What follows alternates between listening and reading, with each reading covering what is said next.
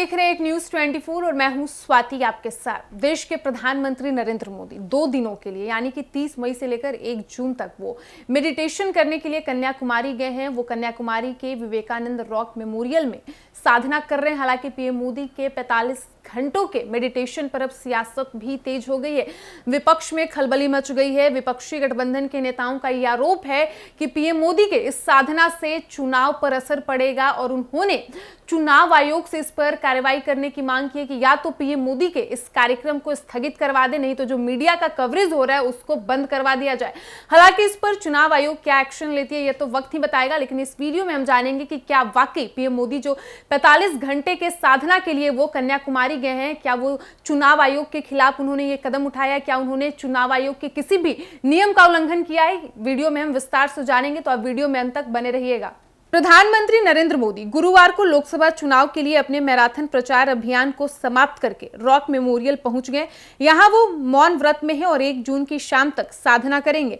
विपक्ष ने इसकी कवरेज करने पर रोक की मांग करते हुए चुनाव आयोग का रुख किया है। इसके अलावा भाजपा और पीएम मोदी पर भी एक्शन की मांग की है। हालांकि नियमों के जानकार मानते हैं कि चुनाव आयोग शायद ही इस पर कोई एक्शन ले। इसकी वजह यह है कि जिस जनप्रतिनिधित्व कानून की व्याख्या करते हुए चुनाव आयोग ऐसे मामलों में एक्शन लेता है, उसमें ऐसी किसी प्रोग्राम पर रोक की बात नहीं है। इसके अलावा 2019 के उदाहरण को देखते हुए भी चुनाव आयोग शायद कोई एक्शन न ले। एक कारण यह भी है कि अलग अलग चरणों में चुनाव होने पर यदि किसी क्षेत्र में वोटिंग हो गई है तो नेता दूसरे स्थान पर भी प्रचार करते रहते हैं जहां मतदान बाकी हो।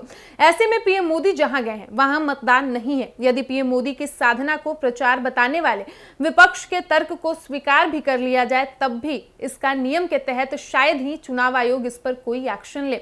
इसके अलावा खुद पीएम नरेंद्र मोदी अपनी साधना के दौरान मौन रहने वाले हैं। ऐसे में इसे किसी भी तरह से नियम का उल्लंघन शायद न माना जाए। जानकारी यह भी है कि पीएमओ की ओर से प्रधानमंत्री नरेंद्र मोदी के इस कार्यक्रम की जानकारी आयोग को दी गई थी। गौरतलब है कि इस मामले में कांग्रेस ने आयोग का रुख किया है और मांग की है कि या तो पीएम मोदी का कार्यक्रम स्थगित हो अथवा उसकी मीडिया कवरेज पर रोक लगा दी जाए।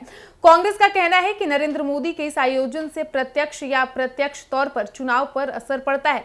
टीएमसी ने भी ऐसी ही चिंता जाहिर की है। गौरतलब है कि पहला मौका नहीं है जब पीएम मोदी इस तरह से साधना पर निकले। इससे पहले भी 2019 के आम चुनाव में आखिरी राउंड से पहले वो केदारनाथ गए थे। पिछली बार भी वाराणसी में ही आखिरी राउंड में वोटिंग हुई थी। तब भी लगभग सभी राजनीतिक दलों ने चुनाव आयोग का रुख किया था और कहा था कि यह भी अप्रत्यक्ष तरीके से प्रचार करने जैसा ही है।